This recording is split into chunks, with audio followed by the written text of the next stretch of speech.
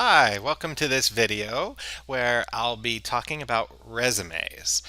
To maximize consistency with what our students are being told, I'm going to base this heavily on the career guide, which is a document posted by the ECRC, the Engineering Career Resource Center at our College of Engineering here. And this document is freely available at their website, and I've also posted it as well.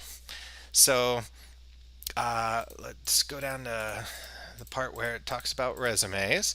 Okay, so I will say that for our purposes, I won't say anything inconsistent with what they say, but within their parameters, I may make some additional points.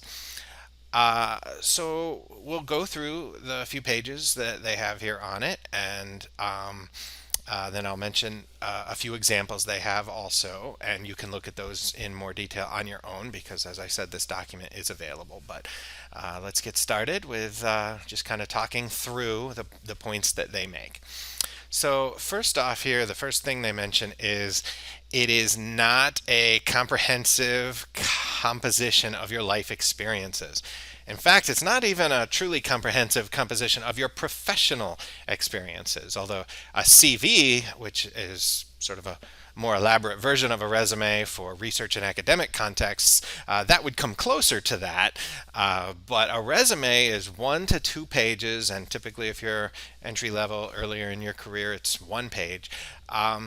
And it's a very concise encapsulation of your professional skills and background. So it's important that we find the right balance of detail and conciseness. And we need to find that balance of boiling it down to its essence while having enough detail to be useful. So as we say here, it's translating your skills, knowledge, and abilities to the requirements of the position. Now, let me frame this a bit by saying that unlike a cover letter, which we'll talk about in another video, which is always custom crafted for each position, because there you're making an argument about how to connect your skills, knowledge, and abilities to a specific position at a specific organization. A resume uh, may have less customization from one application to another, one position to another. Particularly if the positions you're all applying to are very similar, then you may not change the resume as much, but you would still want to have in mind the general requirements of the position, even if it's not a posted requirement. Say it's an unsolicited application, or it's a small startup where they may not be as formal in the way that they go about their recruitment. I myself have hired in two contexts. As a faculty member at the College of Engineering, I've been on hiring committees where it's more structured and we have an HR department and all of that. And also as an entrepreneur, I've done hiring where it's just a few people kind of feeling our way through it in a more informal way. So it varies a lot how you even find out what the requirements are. Sometimes there's this detailed document. Other times you just kind of have to either hope that through networking you have an idea, or maybe reach out and try to talk to somebody who may know, or just do your research uh, and make your best estimate. But however you determine what the expectations for the position are, and how, to whatever extent you're going to customize this, depending on how different it may be from other positions you're applying to, the bottom line is we do want to give information that shows how your skills, knowledge, and abilities will connect to the needs of that organization. So the other thing I want to highlight in this section is that most people, as you've probably heard, don't read entire resumes, at least not in the first pass, to get through the first round of weeding things down for a particular position. So they estimate here 10 to 30 seconds. Um, you know, it varies a lot depending on the situation, of course. But the point is, you're usually dealing with at least some, if not all, members of your audience for the first round skimming. And so we really need to make sure we design the resume in a way that takes that into account. So I just wanted to make sure that I kind of remind you of that, even though you've probably heard that before. I also want to point out that there are a lot of skills that are fairly general, regardless of the particular field that you're in or the particular nature of the position you're applying to. There are a lot of skills that on a general level everyone's looking for: teamwork, motivation, work ethic, communication skills, analytical ability and problem solving skills, initiative. So it's important to remember that these are not things that you can these are things that are often better shown implicitly. So for example, it's not very helpful just to have a bullet point that says strong oral and written communication skills. That's not very persuasive.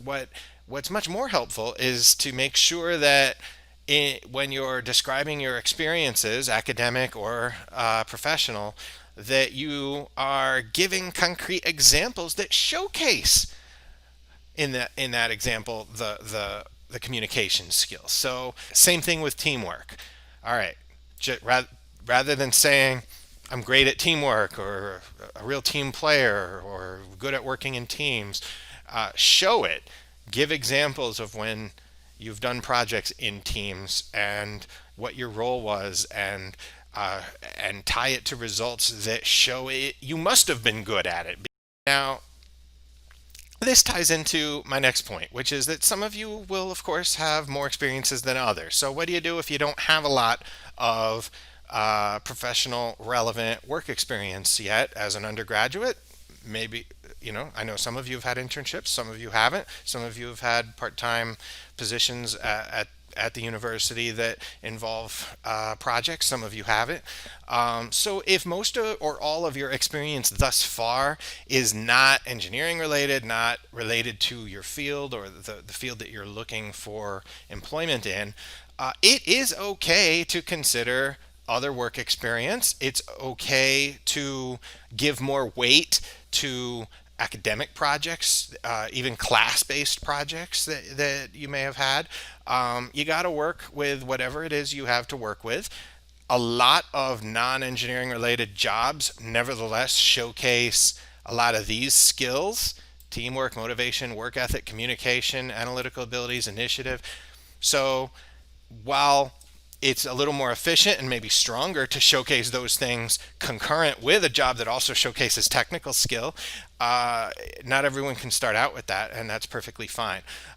So, work with whatever it is you have, whatever combination of work experience, independent projects, student organizations, academic projects that may or may not have been part of a class. There's a lot of ways to frame a picture that makes a case for you having the relevant skills for an entry level position or an internship or whatever it is that you're looking for. So, this next part kind of ties in with what they were talking about over here about what kind of impact you can have. And they use the term impact statement, but I just want to point out that they don't mean impact statement in the sense of some separate section of your resume called impact statement. They mean it in the sense of your approach to how you formulate those typical bullets that you have underneath any particular item of work experience or project experience or academic experience. So how do you structure those bullet points to really bring out the kind of impact that you had? And a typical formulation, this isn't universal, but a typical formulation to keep in mind is action, context, results. So kind of ask yourself if you're kind of stuck for how to formulate a bullet point, or you're wondering how you can make it stronger. Ask if you're covering these three things, and this is probably the most typical order also, but not necessarily universal again. But just as sort of a rough guide, ask yourself, what did you do? Make sure that you have a strong action verb, and I'll talk a little bit more about that in a moment. How did you do it? This is very broad. It can be that there's a specific tool that you use that you want to highlight, or a particular context in terms of the environment where you were using it, or the people you were working with, or something like that. And then result. So they say here, why did you do it? You could interpret this sort of as your motivation for doing it, but I would, and that can be valid in some cases, but I would say interpret it more in the sense of what it led to. What was the purpose in terms of the outcomes that it led to? So here's a couple examples using some non-engineering related experiences that this person had. So planned activities for a summer youth camp. Okay, so uh, assuming this is all a correct extrapolation, and you'd need to know the particular person's circumstances, but uh, here we have this turned into recruited and trained additional volunteers to improve camp operations and expand scope of offerings. So instead of abstracting this as planned, we unpack it to see what they did by planning. Recruited and trained additional volunteers, and uh, and so that really helps elaborate on the action, what was being done, recruiting and training. Um, the result: improve camp operations and expand scope of offerings. Well, um, that's a much more concrete and detailed explanation of the results that help make a compelling case that this person was successful at doing what they described here. Now, the context in this case is kind of overlapping with both the other parts, the action and the result, which is why I said that this is kind of a rough guide. Don't think of this really rigid, like, you have action and then that ends, and then context begins, and then that ends, and then results begins. This is a loose, rough initial guide to keep in mind if it helps you. But so in this case, context kind of overlaps with the action and the result. So don't worry about that; it's still fine. Here we have supervised junior counselors. And this is turned into developed and implemented orientation program for new volunteers to ensure safety and learning goals were achieved for all campers. So here we very much elaborate and flesh out what is meant by supervised. So developing and implementing an orientation program, these are good action verbs. This is a much more concrete sense of what's being done, specifically what is uh, encompassed in this supervision. Again, we have the result, ensuring safety and learning goals were achieved for all campers. And again, we kind of have the context being overlapping with those things, yet still fleshed out in the process of doing so. The one quibble I'd have with this one is that supervise kind of implies some oversight beyond just the orientation. So if in fact this person continued to supervise the junior counselors beyond the orientation program, that would still be worth including somehow, whether you're working it into this bullet point or having that be a separate bullet point, because the kind of managerial skills that you use in supervising ongoing work, while it overlaps certainly with training and orientation, it may differ somewhat, and so that could still be worth highlighting. So I would just kind of add that as my own caveat to this. So I talk about action words. They use the term here. We have some good examples: recruited and trained, developed and implemented.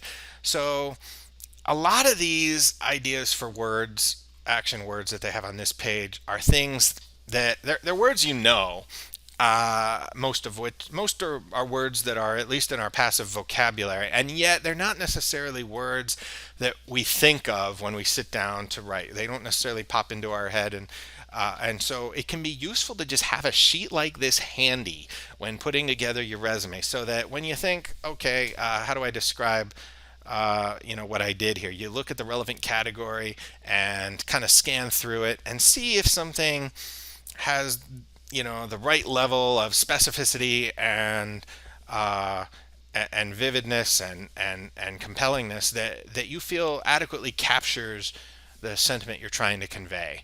Uh, and again, it's not because you don't know all these words, it's because they won't necessarily occur to you. And so rather than just go with whatever word pops into your head, it can be useful to it to look over a page like this before you write those bullets. The next thing I want to do is go over this page of general tips for resumes. Uh, I will reiterate what I said before. Some of these things are uh, more specific to the particular guidance that our ECRC gives, and other organizations and other authors may have slightly different advice. So for our purposes, I will not contradict what is said here. Let's go with what they say. Uh, but so, for example, spelling out numbers between 1 and 9, use numerals for numbers 10 and up unless they appear at the beginning of a sentence when they should be spelled out. Well, there's a few different conventions about what the cutoff is. But they say 1 and 9, so we're going with that. Um, uh, Consistency. This is universal. It is so critical to be consistent with your punctuation. So, for example, there's two approaches to bullet points, whether it's in slides or whether it's in resume bullets or a lot of other places. You either have a period at the end of every bullet point, or you don't have a period at the end of any bullet point, but you don't have it on some and not on the other. Even if some are complete sentences and some aren't. So you need to be very consistent in that. You also need to be consistent in all the other nuances of how you format this in terms of what you're indenting, what you're using bold for, what you're using italics for, and so forth. Tense. So it's very important to be accurate in your tenses. So if it's a past tense position that you had, or activity that you were a part of, club you were in, make sure you're using past tense for all those.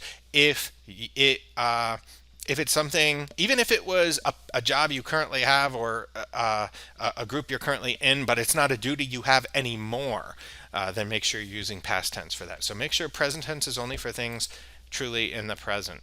So it says perform spell check, and while that's absolutely important, you need to go beyond that. You need to also check your spelling yourself, because there's a lot of homonyms where things really are words. They're just not the word that you need, and a lot of times a misspelling or even a typo will happen to be a word, and it's just not the word that you meant.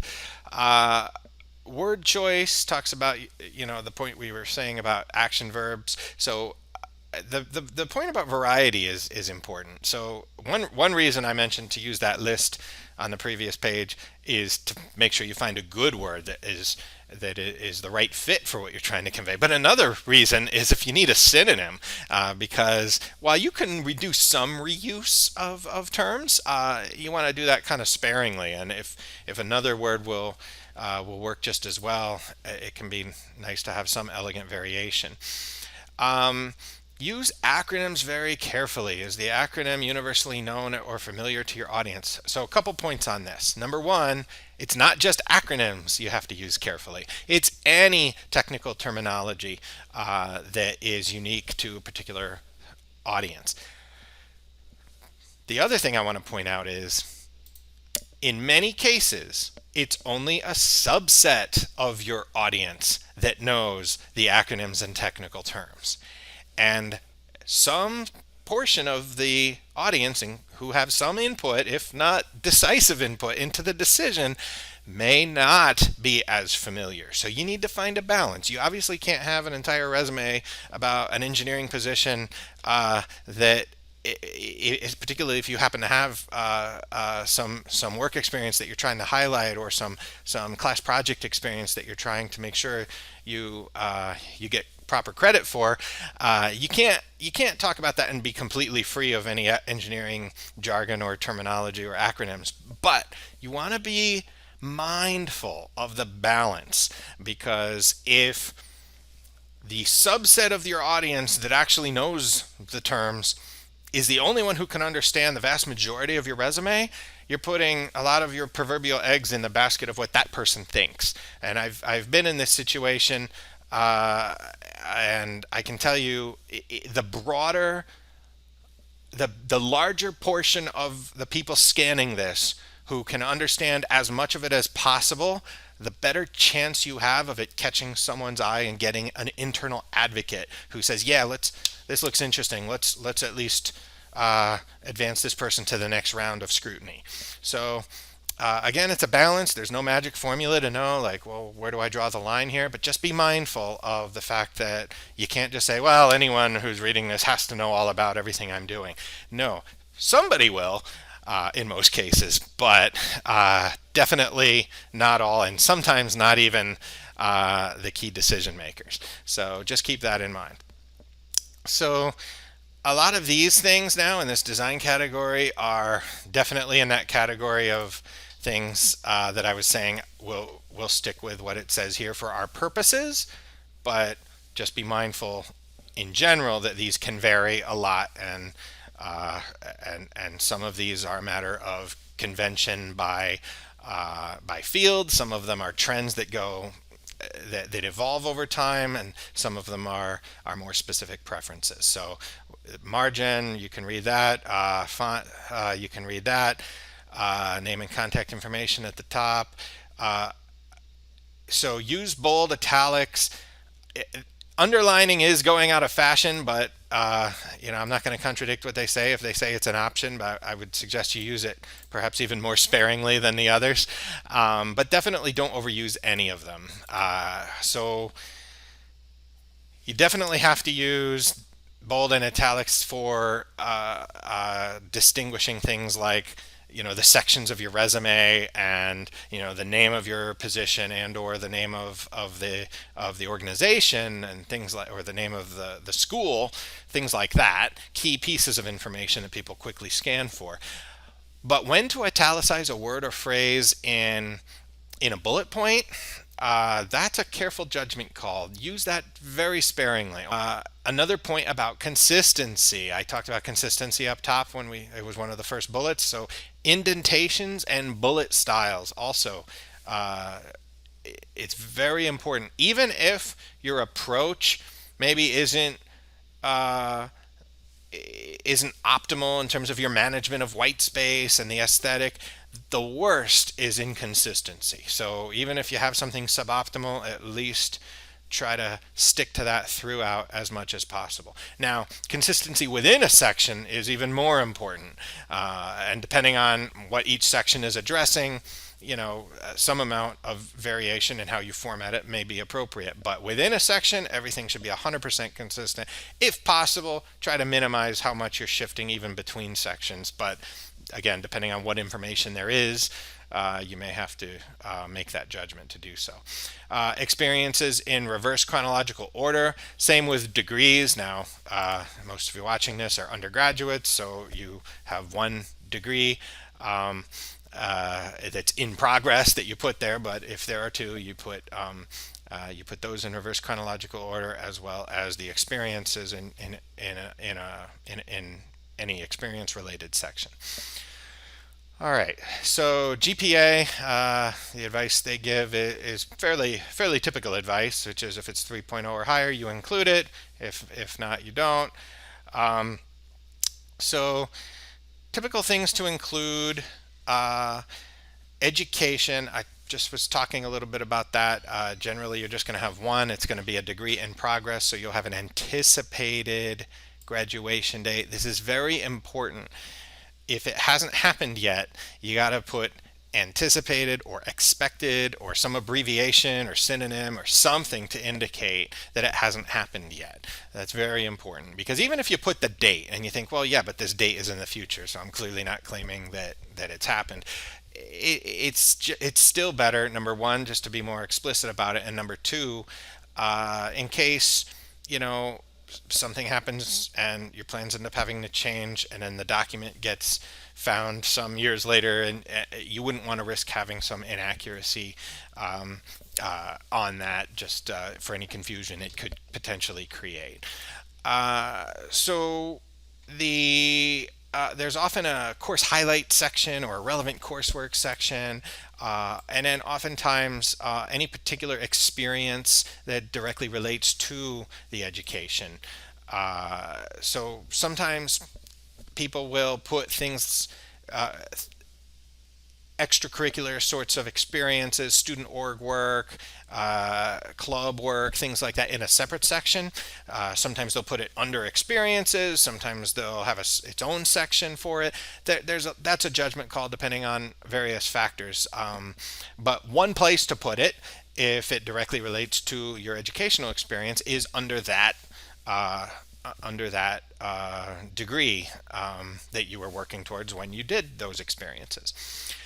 So, experiences. Again, as I was just saying, if it's directly related to your uh, uh, educational pursuits, you could put it under the respective degree there. Uh, Sometimes, if people have multiple different types of experience, say research projects or independent projects or club projects, as well as actual job positions of employment. Sometimes people will create subsections under experiences, or sometimes people will just go straight to the more specific heading. So you'll have a section called employment or work experience, and then a section for projects. I would say if you're going to have a section called projects, it's still helpful to have some kind of adjective to clarify uh, if there's something they all have in common, like they're all just independent projects you've done on your own. You could just say independent projects, personal projects. But if not, then you could use the more generic term if they come from various places. But then in each specific entry under projects, you would want to make it clear. This was a project from when I worked on Blue Lab or MHeal. This was a project from this independent study that I did.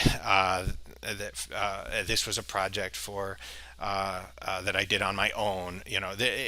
There's all sorts of different ways to structure it based on what you think will make it easiest to process what you want people to get out of it in light of the mix of things that you have to offer. So that's why, again, there's really no formula. It's just a bunch of judgment calls based on the mix of things that you have and the picture you're trying to paint for the reader, so to speak. Uh, a lot of folks have a skills section, um, and then have different subsections under there. If you have multiple things for more than one particular kind of skill, that can work. Otherwise, you could just have a skills section and then just list the skills themselves. You could also just skip the skills section and go straight to the kind of skill if you have multiple things. So if you know multiple programming language, you don't have to say skills and then programming languages. You could just have programming languages. And so there's, again, different ways to structure that. I will point out, though, that if you're a software type, just since I'm on that subject, if you refer to languages, make sure that you do say programming languages or computer languages, because otherwise, in a more general context, languages is interpreted to mean spoken languages. So just make sure that you have some qualifier for that. Student orgs, again, sometimes people have a separate section for this, but sometimes you just weave in work that you've done there into other sections such as education or projects. So that really depends on how you want to structure that and what you think makes the most sense. If you had leadership positions in a student org and took a lot of initiative and did a lot of things that would be hard to capture somewhere else without making it feel like you were distracting from the point of that other section, then that would tend to lean towards giving student orgs their own section. So again, these are just factors to consider, but it's ultimately within your discretion how you handle those kind of specifics. Same thing with awards, accomplishments, certifications. So if you have if you were on the dean's list or something, you might well want to just put that under education. But you might move something that could have easily gone under education into awards and accomplishments, just to be able to frame it a little bit differently there. Objective statements and summary statements, these things kind of go in and out of fashion. Different folks recommend them more than others. The three examples that we have here in this guide, I think one has an objective, one has a summary, and one has neither. So it's really up to you. A big factor is space. It's typically expected that entry level type resumes or intern level resumes are one page. And so a lot of times, you just don't want to give it space. Now, that also depends on how much work experience you have. If you're applying for your very first internship, you haven't had any kind of technical experience yet, and maybe you only have one or no non-engineering jobs to talk about, then definitely a nice objective statement can be a very nice way to help flesh out the resume, give it a little bit more content. Talk about your aspirations, talk about the things that you're interested in. A summary statement is a little bit more focused on summarizing the actual content of your resume. So you might be in some cases you might do this if you feel that you have the space to do it, but you also at the same time have enough content in your resume that you feel warrants being summarized. So that can certainly be a valid choice as well. I'll leave it to you to consider those. So do keep in mind these points of advice about things to admit or potentially sensitive things. The next thing I want to briefly touch on here is applicant tracking systems. When you're applying to a larger organization that has an HR department and larger staffs and things like that, they're likely to use some sort of applicant tracking system. And so it's helpful to kind of keep in mind these tips for optimizing how your resume might be processed by such a system. So kind of relatively simple formatting. Some of these systems are better than others at dealing with fancy fonts or symbols and things like that. So keeping those to a minimum is helpful. Using standard terminology is also helpful. Consistency, not only good for the human eye, but for the tracking system software as well. It also, this use of keywords can be big with these more automated situations. So, for some reason, it's not letting me highlight. So, there we go. Oh well. Anyway, you can see where it says keywords, right? So, keywords. So, if you're as I said, sometimes people do tweak resumes for specific postings to some extent. And if there's a job you really want and there's a posting, maybe look at the posting and say what kind of keywords are worth highlighting here. Don't overuse them, but make sure that you work them in a couple of times. In general, though, you might just happen to know, okay, what are keywords or you could do some research and find out, or ask some contacts or some folks you may know who may know. Find out what kind of keywords could be helpful that a computer might be likely to pick up on, and make sure you incorporate those. Kind of similar as a strategy you might use for a human. Humans look for keywords too, consciously or subconsciously. So there's not a whole lot of difference necessarily in that, but something to keep in mind. Same thing with acronym usage. A lot of this advice kind of overlaps. Following applicant directions, very, very important. I can tell you as I said, I've hired as part of a large organization, at the university. I've hired as an entrepreneur for a small startup. So while the level of formality and the level of guidance that you may offer and the number and number of stages it may go through if we're being processed, all that may differ. But one thing everybody wants is people who follow the directions that's asked of them, right? When people haven't even met you yet, it's hard not to base decisions off of the limited experience that they've had with you, even if that experience is just, receiving a document or two from you. And so a lot of weight disproportionate weight, perhaps to the point of unfairness, gets placed on these very limited interactions. And so it's just very important to read everything very, very carefully and do everything as it's asked. All right. The last part of the resume section in the career services guide is a few examples. I would say these examples are all reasonably good. Some of them follow the advice a little better than others. They're all reasonably good though. Some they have different strengths and weaknesses, but they're all good to look at as general examples. They all have sort of enough differences to give you a flavor for things that are discretionary within broad parameters. These first couple are looks like for folks who are uh, you know upper level students, and this last one here is for a first year student.